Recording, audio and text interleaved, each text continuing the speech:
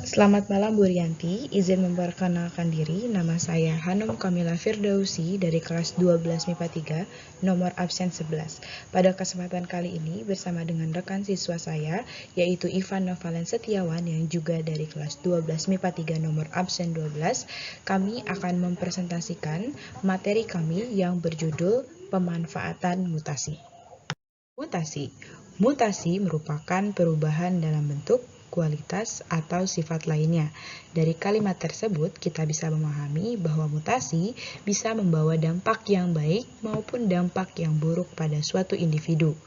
Nah, karena mutasi memberikan dampak yang baik, maka dari itu kini mutasi banyak dimanfaatkan di berbagai bidang, khususnya di bidang biologi. Salah satu contohnya antara lain pembuatan buah tanpa biji. Sedangkan ditinjau dari dampak buruknya, ada beberapa penyakit yang dapat diderita oleh individu akibat dari mutasi ini. Nah, langsung saja kita bahas mengenai dampak-dampak dari mutasi atau pemanfaatan mutasi secara lebih detail di slide berikutnya. Pemanfaatan mutasi yang menguntungkan. Yang pertama yaitu adalah terapi tumor. Aplikasi radiasi radioterapi serta kemoterapi dapat berguna dalam menghambat perkembangan sel-sel tumor dan kanker. Terapi ini berfungsi menginduksi mutasi pada sel-sel kanker. Agen mutasi tersebut akan menyebabkan sel-sel target berhenti tumbuh karena tidak mampu memperbanyak diri. Yang kedua yaitu adalah pemuliaan. Pemaparan tanaman terhadap radiasi sinar minyon kerap kali menggunakan sinar gamma, seperti IMS dan DS. Dalam penerapan ini, mutasi tidak ditujukan untuk mematikan sel, tetapi untuk mengubah susunan basa nitrogen pada DNA atau untuk menyebabkan mutasi segmental. Harapannya adalah beberapa sel akan mengalami mutasi yang menguntungkan. Mutasi ini kebanyakan dilakukan terhadap tanaman hortikultura seperti sayur mayur dan tanaman hias. Yang ketiga yaitu resistensi penderita siklemia terhadap malaria. Mutasi menyebabkan seorang individu menjadi penderita siklemia.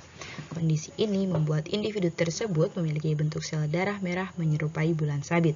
Dengan kondisi tersebut, seorang penderita siklemia cukup resisten dan akan lebih sulit tertular malaria. Yang terakhir yaitu meningkatkan hasil tanaman. Dengan kemajuan teknologi pengetahuan, mutasi dimanfaatkan untuk dapat meningkatkan keanekaragaman biologis, yakni diantaranya 1. Mutagen buatan dapat menciptakan produk pangan yang lebih disukai oleh masyarakat, seperti buah poliploidi yang tidak memiliki biji.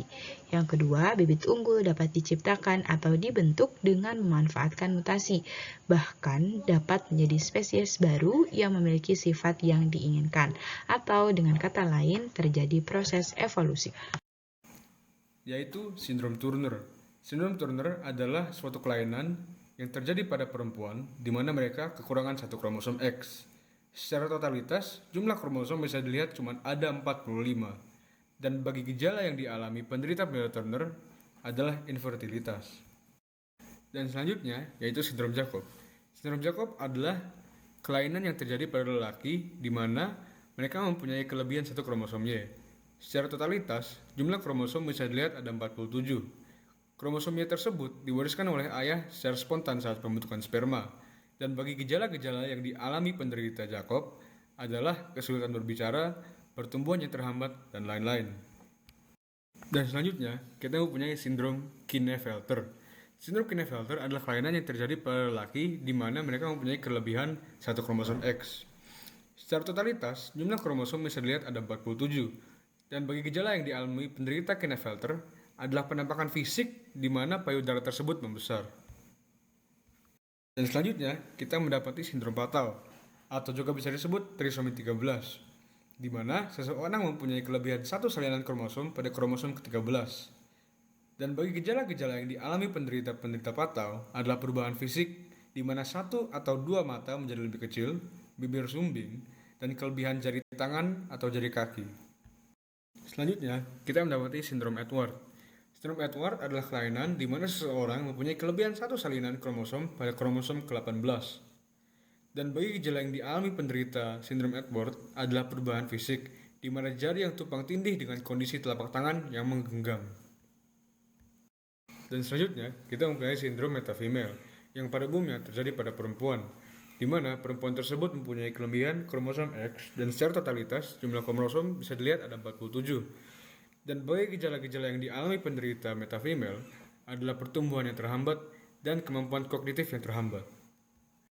Dan di sini bisa kita lihat beberapa kerugian dari mutasi gen yang dapat dicontohkan seperti penggunaan senyawa radioaktif, di mana proses mutasi dapat menyebabkan tumbuhnya sel kanker dan cacat bawaan pada janin dalam rahim. Dan contoh yang kedua, di mana pemberian insektisida yang tidak mempunyai dosis yang terukur dapat mengakibatkan mutasi pada hama, sehingga hama mengalami peledakan populasi yang mengakibatkan kerusakan tanaman. Sekian, itu aja yang dapat kami sampaikan. Semoga video penjelasan kami telah bermanfaat bagi kalian. Maaf atas kesalahan dan kekurangan kami, dan terima kasih.